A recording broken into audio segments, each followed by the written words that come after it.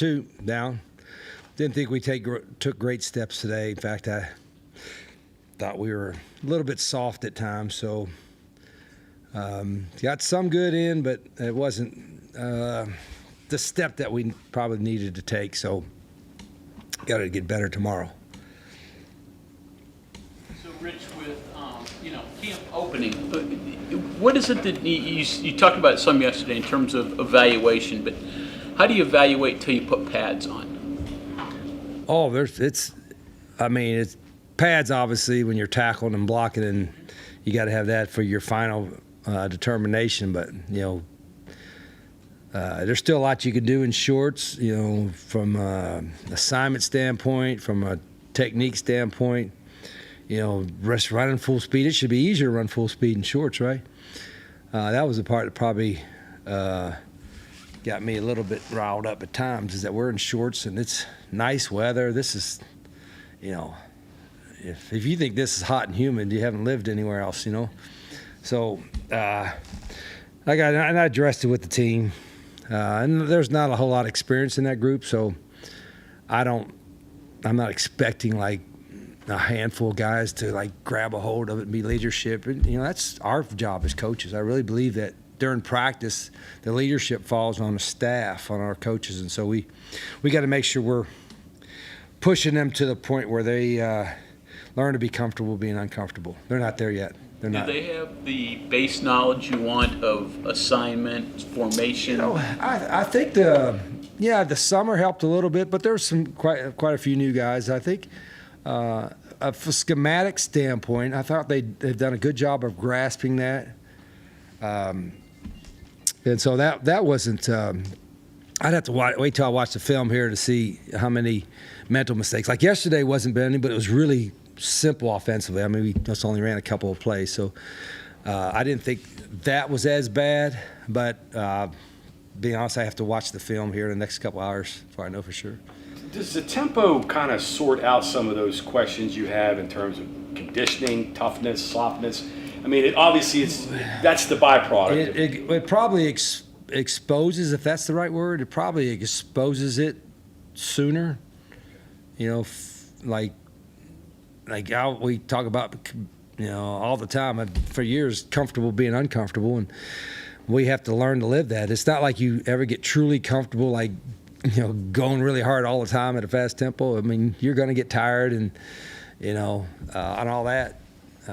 But you would hope the other team does too. But that's the world we got to live in. And if I probably look back every year we start, I probably have the same lecture the first few days of practice, because no matter what you do in the summer, it doesn't really prepare you for the way our practices run. But today, the disappointing about that, yesterday I thought that's pretty good. And then today I thought, we'll take another step, because, we'll just build on yesterday, because that's what I wanted the team to do. And I don't think that was the case. When you say that you didn't take the step today, that part of the times the team was soft, was that more on the offense, more on the defense, more on any team, overall collective? Team, yeah. Okay. If you want an individual guy, you'll never get it. Well, I didn't ask individual. No, I know, but I'm just give you a heads up time. You'll never hear me say that about an individual, but as a group. But I do think the encouraging part is I think our guys are really conscientious. I think they're the guys that you say something, they'll try to take it to heart. So I'm not disappointed, not discouraged. Is that right? Maybe. Good way to phrase it. Yes, disappointed that we didn't like build on yesterday's, but not discouraged that it can't happen. So we'll be all right. Is it at all harder to find out who your leader of the team is, who can galvanize a team when you're in a day like this, when you're in so many position battles and no one's really distinguished besides Shaheem, I guess? Yeah. What? He's in a battle too. Wow. Did you give him a spot? Something I didn't know about? No, I'm just saying we. No. But again, I'm not. Again, it's not. You want quarterbacks to be the leader, or Mike linebackers. That's when we're practicing. That's on the coaches. So I thought if I'm the head coach, I failed today to do to have our best practice, and so did the rest of the staff. But the leadership part of that's during games, locker room, the coaches aren't around. Obviously, you want great leadership. Practice, I'm not expecting that, not asking for it. That's our job. Now, if you go by example, like you see, and we have a lot of them. I'm not saying it's the whole team. I mean, we have a lot of guys that go hard all the time. And the guys that have done it the last 2 days, the guys did it today, they register in your mind and say, that guy's he's got that edge, or whatever you want to call it. He's there. And so that is a good example. And I use that. I will use that example. Say, hey, I think we had 2 running backs that finished workouts today. And I told those 2, that's pretty good. We'll get those 2. But, and I ain't going to tell you who they are, but, there's still 4,000 kids in the portal, isn't there? I got a recruiting staff. I mean, I got a big old recruiting staff. They do a really nice job. They're still looking. We're still looking. We ain't got a game. We ain't got school don't start for a couple of weeks. I have a spot or 2 open. I'm just saying. Going through the evaluation process that you talked about yesterday in the small groups, one-on-ones and all that, is it the same drills every day, or do you have things that, hey, this is what we do on day 1, day 2? Yeah, yes and no. There's a lot of things you want to get in a routine, but you don't want to get in a rut. You know what I mean? There's a difference. A routine is good. That there's certain drills that you want to do every day because that's relevant to what you're going to do all the time. What plays and stuff you're going to call. But you don't want to get in rut, not be able to practice other stuff you got to do. Now, we're not even close to getting, our game plan, so to speak, and, these are the particular plays. So we're just basically installing plays offensively that we know we're going to carry every week and doing drills that no matter what the play is, those are drills that we got to do every day. But we've also added, we have 5 days basically of install of offense. And this was day 2, and it's already planned out what we're going to do for day 3 install, 4 and 5, and that's really a little bit ambitious, but I'll do 1 through 5, and I'll go back again and do 1 through 5 again. So that's kind of our plan on offense. Is there anything that you look for, or any signs that players might show you during that first few days, first couple weeks of camp, that shows you that they might be ready to take that step, either as a team leader or as a standout player? Again, I'm not to be I don't know what the word is, redundant, but I'm not looking worried about a team leader. Just do your job as well as you can do it, and maybe you can be a team example guy. Like, hey, look at that guy. He'll never take a play off. He goes hard all the time. And then maybe you could call that's leadership, I guess, in a certain way too. So that's not leadership. But I don't need that. I don't need that guy to be rah whatever. That's for our style. But part of it is it's new to our guys, and so when it's new, you're a little anxious about knowing exactly what to do, how practice goes. But this was the same practice as yesterday. See, that's why I get a little bit more. When you have different stuff in practice, like tomorrow will be a little bit different stuff, and you have something new, a drill, whatever you're doing, that's going to go probably a little bit slower or what have you. But when you do the exact same practice pretty much as you did the day before, less than 24 hours, you don't have to be anxious about knowing what to do. This is how the drill is going to run. So it should be faster and more efficient. And when it's not, then it tells me mentally we're not taking the step that we can take. And if I see that, I say something. I'm not one that's, everybody's got to coach their personality. Not everybody's going to be loud like me. But if I see it, I say it, And if I don't see it, but I see it later, I'll say it later. That's what our coaching is, and we got to correct it. So if we correct the mistakes tomorrow that we made today, then we've made a step. And that's kind of the goal that I have. Rich, how do you coach right here? How do you coach toughness if you can coach it? And are players nowadays softer than when you first started? Do you see any difference? Oh, I think I probably would agree with that generally overall. But there's a lot of guys that have plenty of mental toughness and hard edge, whatever you want to call it. I think generally, again, I'm giving an opinion. I'm not going on a political rant or nothing like that, but I think generally we're softer as a society. We're softer as athletes. But I don't really necessarily blame anybody, because everything they're going around is like, how do we make it easier for them? Everyone can make it easy instead of making things harder for them, so they learn how to, to go through hard times. So that's what hard edge is. Hard edge, it's not a magical word you're going to wake up and have it. You're going to have, there's not one of you guys sitting in here, whatever, has not had some adversity or will have some adversity in your life. And so hopefully you have the mental hard edge, toughness to get through it, which you do, or have people around you do that. I think that's part of my responsibility to teach our guys this, and they got a long, successful life ahead of them. But not all is going to be strawberries and sunshine and roses and flowers. I told them, my dad was a coal miner. He worked in a coal mine.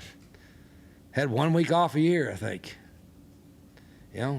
Work all day in the coal mines, and you come home, you got stuff all over you, and then go work in the garden for 4 hours. And as I got older as a kid, I was a little kid, we worked in the garden a little bit. And then the older I got, the more garden we did. And the bigger the garden got. The older I got, the bigger the garden. I hated pulling weeds. I mean, I'd rather do anything than pull weeds. You ever pull weeds in a garden around the beans? It's miserable, absolutely miserable. I mean, I would play every sport. I don't care. I mean, we didn't even have lacrosse. So I'd lie and say, hey, I'm going to go play lacrosse or something, just so I could have. But I played every sport, so it wasn't to get out of the garden, but that was a side benefit. You know what I'm saying? But, so, I mean, the people in this state, how they work. I mean, you've seen people, whether coal miners or, anybody. I mean, it's not always easy. Our guys got it pretty good. You know what I mean? I mean, y'all been through this building? Have you seen how we eat? You seen all the services we have? They got it pretty good. They live in a fantasy world. I don't mind telling you, do that. We live, coaches too, because we get these benefits. We live in a fantasy world. We want for nothing. You want food, you want medical help, you want, job help, you want financial help. I mean, we got cold tubs, hot tubs. I mean, we even got an ice cream machine. We just got it yesterday. Maybe 2 days before we get it all cranked up. Well, damn, this stuff, I mean, it's top level stuff, man. An ice cream machine, free. And probably even have the sprinkles to put on it. I mean, golly. So they got it pretty good. And now they're getting paid, a lot of them. So How do you get your guys to pull weeds? Huh? How do you get them to pull weeds? You throw them out in the garden, don't let them leave till they pull it. You know what I mean? That's it. Or you can't eat the beans. That's it. You guys ask, you all think I'm making up stories. When my mom, when you ever visit my mom, ask her, what did Rich hate to do? I bet you top of the list. He hated pulling weeds. I did. But he had to do it. If you wanted to eat the beans. I don't even like beans. I like them raw. Miss Rita likes them cooked. But I don't like green. And that's maybe why I don't like it. Because every time I eat a bean, like weeds. No. But go ahead. How we get off track there? What the hell did you ask that?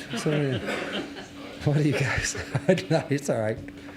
You talked a little bit about not being quite as satisfied with today's practice as the previous one. You talk a little bit about player toughness. What are your strategies and approaches during fall camp when you notice you're taking a step back or players aren't quite where they need to be in terms of toughness or mental preparation? Well, the next time we have the same practice as today, did we do it better?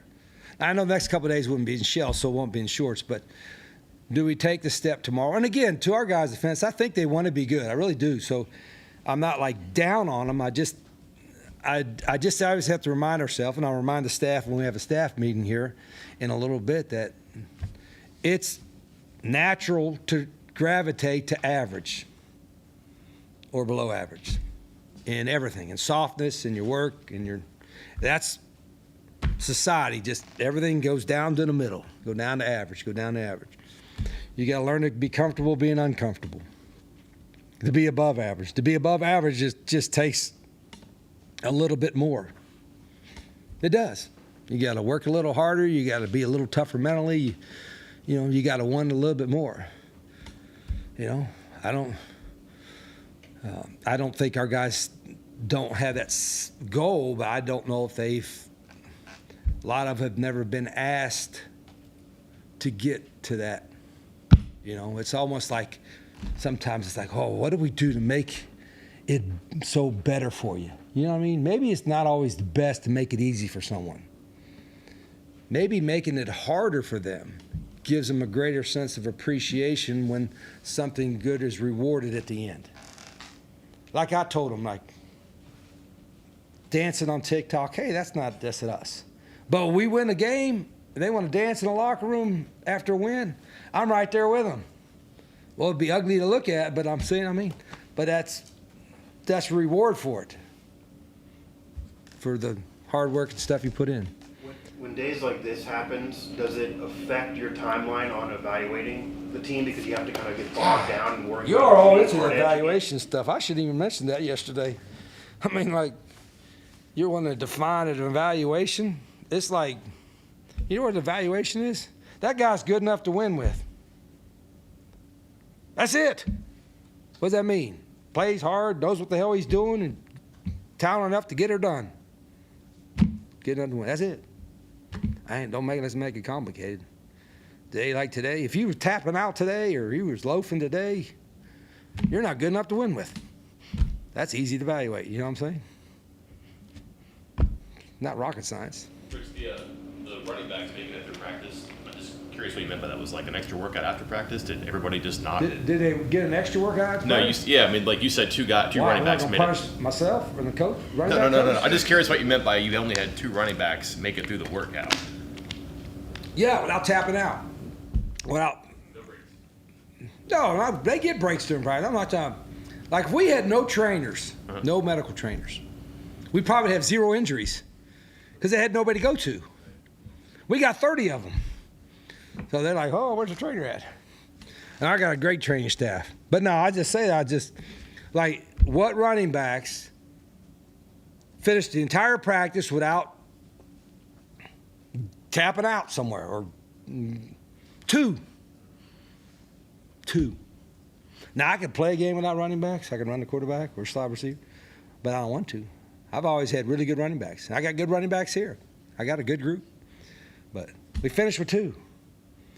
So do you think I'm not going to talk to my recruiting staff this afternoon? We're running a business.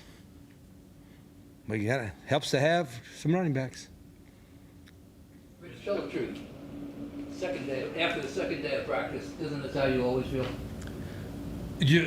I think I've probably even mentioned that to Raquel. And I think Miss Rita said the same thing. You're always like this the second day of practice. Probably am. But I tried not to be. In fact, when I woke up this morning, I'm like, boy, we had a pretty good day yesterday. I'm going to have another good day today, and I'm not even going to have to yell. It's just going to be, well, I'm going to get a popsicle at break and then another popsicle afterwards, and, every happy dip. No. But if it all went well, it'd be fool's gold anyway, right? No, hell no. You'd have an experienced team ready to go right now, and I'd just taper her down, getting ready to camp.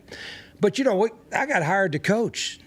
We got hired to coach. We got hired to take these guys where they can't take themselves. You see what I'm saying? There's where the difference is. Me, I don't ever give up on it. I ain't give up on no kid. I ain't give up on no coach. I was hired to take this staff, these players, and this program where they can't take itself. That's why I get paid good money. And I ain't feeling sorry for myself. I remind myself that's my job. My job is to do that, and I will do my job. In these last 2 days of practice, in regards to the tight end group, what have you seen there? Things you've liked, things you haven't liked? Fairly athletic. And we do a lot more with our tight ends than traditionally. Our guys are in line, they're split out. So we're a lot of 11 personnel. A majority of the game. So, our tight ends, it's become a position really in the last 7, 8, 10 years on our offense that kind of guys that did a little bit of everything. So we got a lot of new guys. We got a pretty good group there. Okay. Thank you very much, Coach. Yep.